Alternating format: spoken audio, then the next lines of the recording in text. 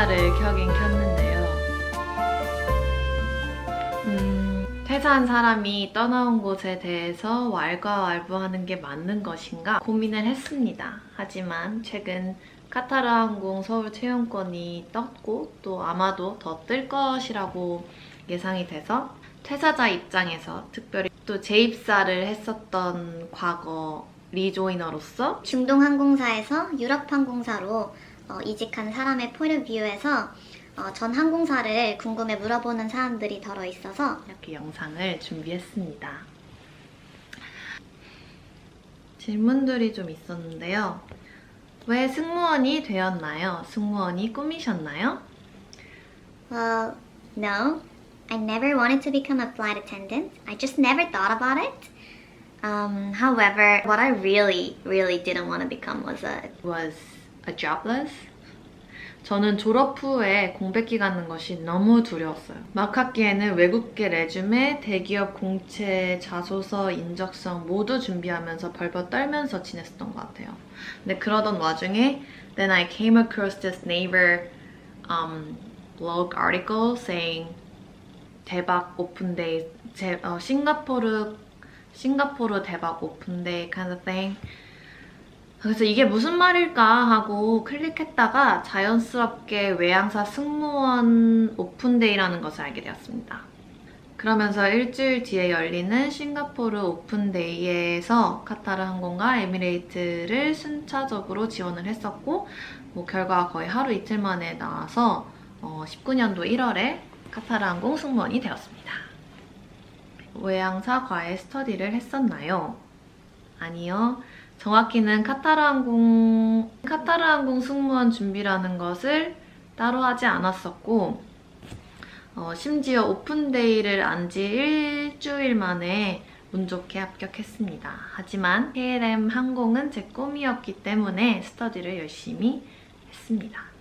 과외와 학원은 따로 수강한 적이 없습니다.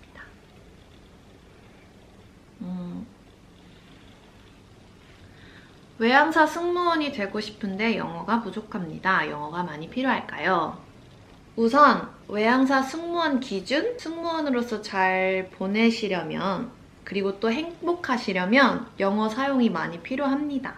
그렇지만 합격의 여부만 놓고 봤을 때는 영어를 잘해야 할까요? 에 대한 질문은 세모입니다. 영어 외에도 interpersonal skill이라든지 teamwork, communication, 다양한 스킬셋을 보기 때문에 대단한 vocabulary 쓰고 too serious한 사람보다는 조금 영어가 서투러 버벅거릴 수 있더라도 이제 긍정적이고 밝은 에너지로 커뮤니케이션을 하는 사람을 선호하는 것 같습니다. 그치만 간과하시면 안 되는 게 카타르 항공은 간단한 영어 필기시험이 있었습니다. 해븐유님은 어디서 영어를 배우셨나요? 어떻게 하면 영어를 잘할 수 있을까요? 저는 중고등학교를 모두 싱가포르 국제학교에서 나왔고 Shout out to OFS. I was privileged to pick up my English there. 그래서 특별히 영어를 배운 적은 아쉽게도 없습니다. 이제 다만 요즘은 저도 의식적인 배움이 많이 필요하다고 생각해서 팟캐스트를 많이 듣고 있고 영어에 노출이 많이 되는 것이 중요한 것 같아요. 카타르 항공 많이 힘드나요? 네, 많이 힘듭니다. 하지만 그만큼 엄청 많이 성장할 수 있어요. 굉장한 경험을 쌓으실 수 있어요. 한 번은 5일 동안에 파리에 갔다가 카타르로 돌아가고 브라질에서 또 카타르로 그리고 서울에 단 5일 동안에 간 적이 있었습니다. 그리고 그달의 월 초에는 아프리카에 있었고 중순에는 호주와 뉴질랜드에 있었어요. 듣기만 해도 체력적으로 굉장히 힘들죠. 이 바스러질 것 같은 서비스들이 많습니다. 그럼에도 불구하고 수만 명의 크루들이 퇴사하지 않고 처럼 재입사를 하는 이유는 분명히 있어요. 저의 가장 큰 이유는 full of dynamic이었습니다. 요거는 다음 질문의 답변이 되겠네요. 무튼 지금 질문은 네, 많이 힘듭니다. 비행시간 기본 100시간입니다. 프리듀티, 포스트듀티, 포스트듀티에는 헬멧 걷기, 블랭킷 걷기 이런 게 있습니다. KLM 입사해서 정말 많이 놀랐어요. 승객분들 하기하시고 같이 크루들도 퇴근합니다. 바로. 그래서 가끔 비행이 날 잡아먹기도 한다. 오프날에는 잠자느라 바쁘거나 아니면 호르몬 불규칙 이런 것들 종합적인 이유로 불면증으로 자지 못하는 크루들이 많다. 이런 부분 좀 속상하죠. 카타르 항공에 왜 재입사하셨었나요? 저는 다시 생각해봐도 비행을 사랑하는 사람은 아니에요. 오롯이 비행 일만 두고 리조이닝을 생각했을 때 난 절대 못해 다신. 하지만 그곳에 제 발로 직접 돌아간 이유는 아무리 생각해도 다이나믹입니다. 정말 많은 비행을 해요. 동료가 매일 바뀌어요. 승객도 매일 바뀌고 잠자리도 시차도 다 바뀝니다. 그 안에서 나를 지켜야 해요. 그러다 보니까 무한히 많은 것을 경험을 하면서 보이지 않는 제 내면의 세계가 정말 많이 성장합니다. 한 번은 브라질 상파울로 비행이었는데 작년에 남편을 만나서 하와이에서 결혼식을 올렸다는 필리핀 게이 상사, 3살에 과테말라에서 자랐다는 한국인 승무원 후배이자 제 사우, 현지. 그 친구는 지금 당시에 휴학을 하고 승무원을 하고 있었거든요. 이제 복학해서 고대에 진학했습니다. 대단하죠? 그리고 또 기장이 되기 위해서 그래서 파일럿 공부를 했지만 자리가 찾기 어려워서 승무원이 먼저 되었다는 콜롬비아의 애닌이 있었습니다. 이런 다양한 업브링잉을 가진 타인으로부터 이제 자극을 받고 인스파이어 되는 게 저는 좋더라고요. 그리고 이제 다음 비행에 호주 애들레이드를 가요. 이제 거기에 가면 늘 한식으로 반겨주시는 호텔 근처에 한인교회 분들이 계세요. 이제 이런 것들이 계속 쌓여서 저의 비행 일기를 채우고 또 저라는 사람을 채우더라고요. 사무실에서 앉아서 쌓는 커리어와 늘리는 역량도 좋겠지만 저는 이런 다양함 속에서 제 나름의 소중한 무형자산이었던 것 같습니다. 월급은요? 카타르 항공의 급여는 이제 제가 미화된 걸 수도 있는데 절대적인 숫자로만 따졌을 때는 이코노미 승무원은 그 숫자가 적은 편이 아닙니다. 그치만 비즈니스 승무원은 그 숫자가 커요. 이게 무슨 뜻이냐? 노동 대비 생각하면 좀 갸우뚱해지는 숫자예요. 이코노미는 너무 힘들게 일하기 때문이죠.